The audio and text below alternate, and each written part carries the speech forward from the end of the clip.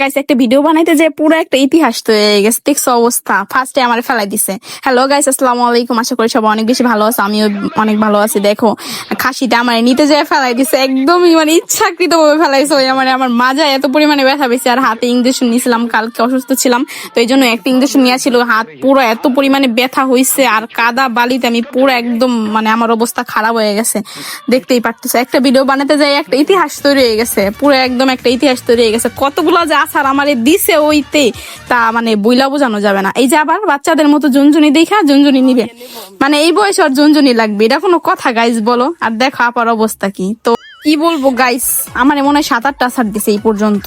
তো শেষমেশ অবশেষে অরিজিনাল ভিডিওটা দেখো।